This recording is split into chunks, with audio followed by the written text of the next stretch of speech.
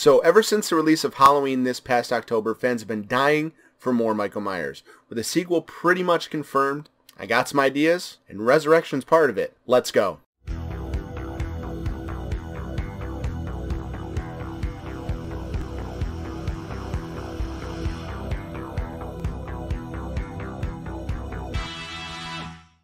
What's up, everybody? Welcome to the Dave Cave. I, as always, am Dave. Now, before we get started, if you're new here, please consider hitting that subscribe button to stay on top of all things horror and heroes as it comes fresh out of the Dave Cave. And just a quick little shout out to my newest subscriber, James Grimm, for lighting the fire under my ass to finally get me to put these ideas on video. Thank you, buddy. Now today, as I said, we are talking basically the future of the Halloween franchise, starting with the sequel that is a pretty foregone conclusion. Now earlier today, Jason Blum had tweeted about the release date for The Invisible Man. And Jason Blum probably can't tweet about anything these days without getting hounded about Halloween and the sequel. And someone asked about that. And he said, working on it in regards to a announcement, basically some kind of something. What can we get our teeth onto? So people are freaking out. I'm part of that. I can't wait to hear what they have to say.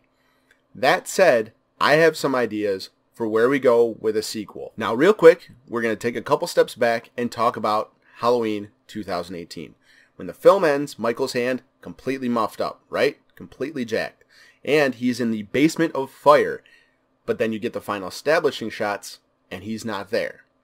And as they say in Halloween H2O, that Laurie Strode didn't stay there to see the ashes. So she couldn't know for sure that he was gone. Obviously, I know, different storylines, but it's the same idea. She didn't stay to watch the ashes, which you should have.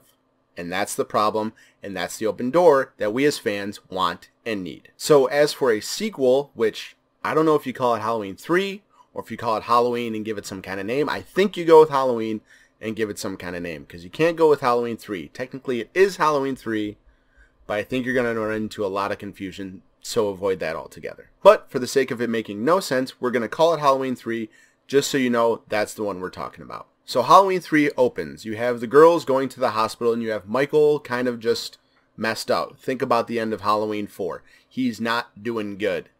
He's out of the fire, his hand's messed up, but he keeps going. He's a force of nature. They've established that in the last one. So he is a force of nature. They think they're good. They think they find a body. That body is Ray. They think they find a body. Cool.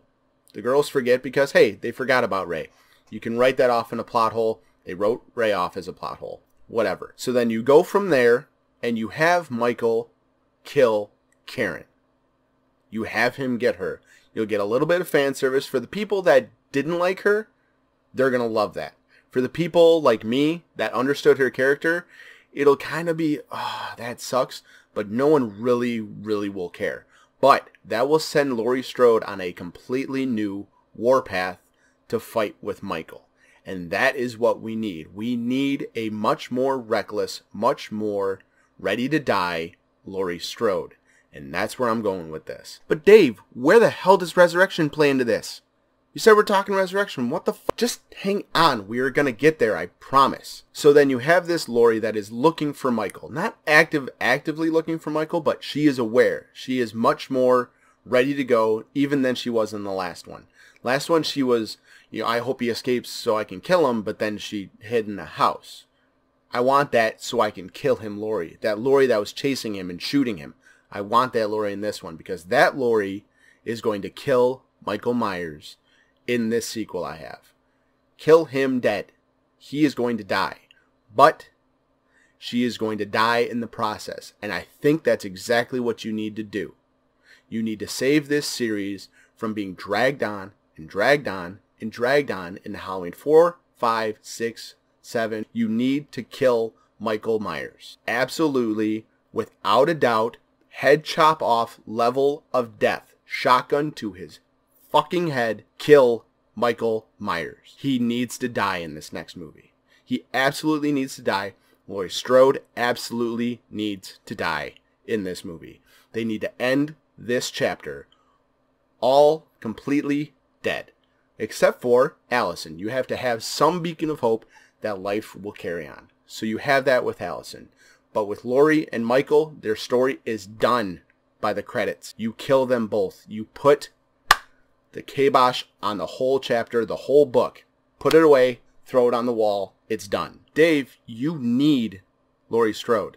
You can't have Michael Myers without Laurie Strode. What the hell are you talking about? No, you don't need Laurie Strode. You need a compelling victim.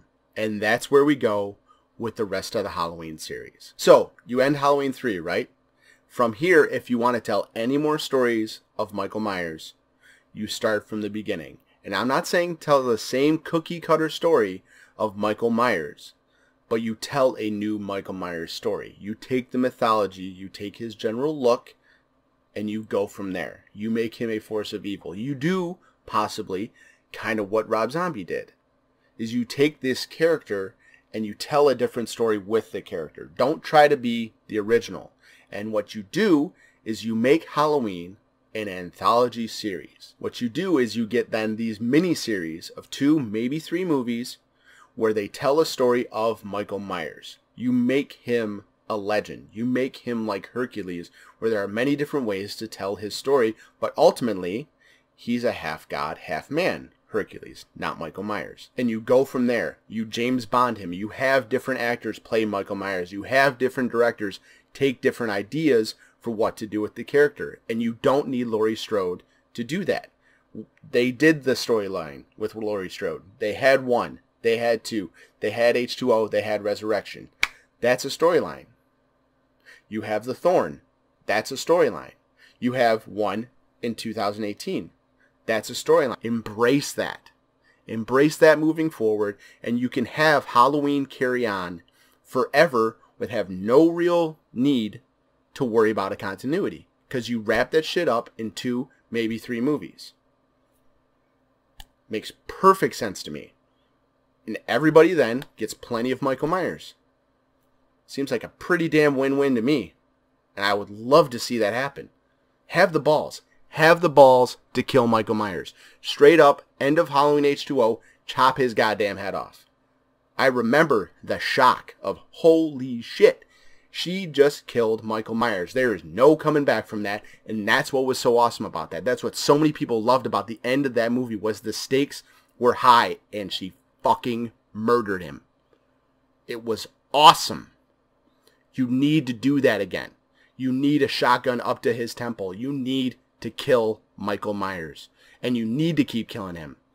I don't care if sometimes you maybe make him supernatural. Maybe. And you have something, you have to bring in a priest or something. I don't write movies. But you do that idea. You kill him. You absolutely, definitively kill him at the end of each series. And then you can carry on his legacy. Hell, pretty much forever. Do it. Do it. And now this is where we come to Halloween Resurrection. Now, before you move forward, sometimes it's a very good idea to close the chapters of the past.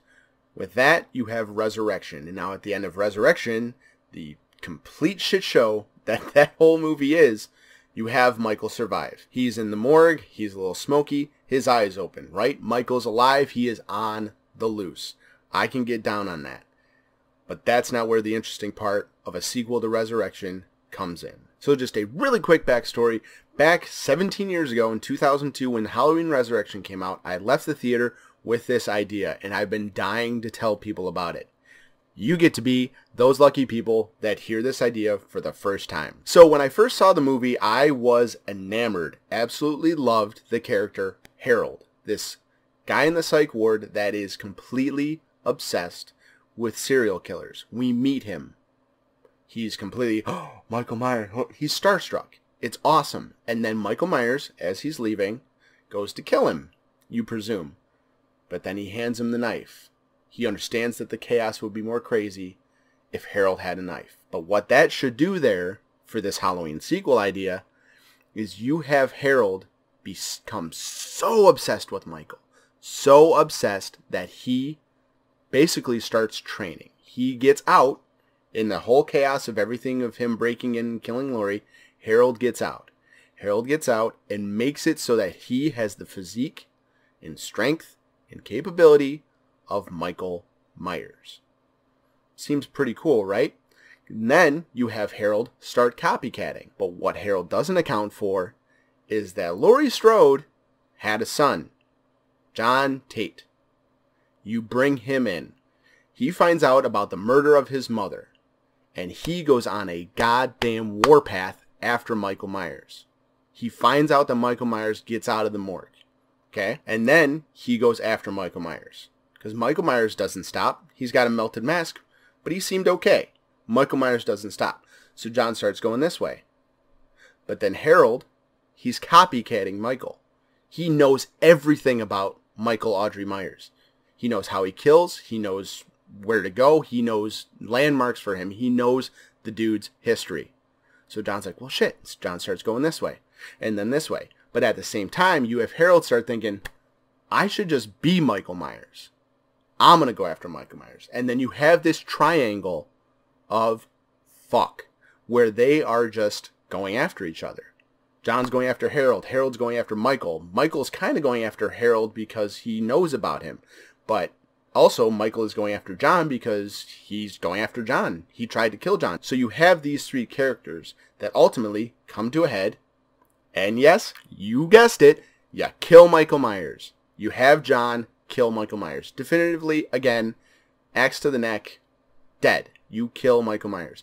But I think before that, you would have a very good, very solid, very interesting cat and mouse of having Michael and a copycat Michael running around, and one person, we follow John through pretty much the whole of the story, John trying to figure out who's who, because then there's, oh, Michael Myers was found here. Well, that couldn't be Michael Myers because Michael Myers is over here. Oh, no. And then they have the back and forth and back and forth and back and forth. And then you have a whole new slew of victims that, you know, you can pretty much carbon copy them and kill them. You are trying to, you know, seal up the resurrection storyline, so you don't need to dive too deep into that pool. And then you have John full balls going after Michael. Now, I don't know if you sensed a pattern here, but I love when Michael is on the run. Not exactly on the run, but when he is being hunted. Like at the end of Halloween H2O, and what I was hoping we were going to get more of with Halloween 2018. I want to see Michael die. I really do. Green Goblin said it best. What do people love more than a hero?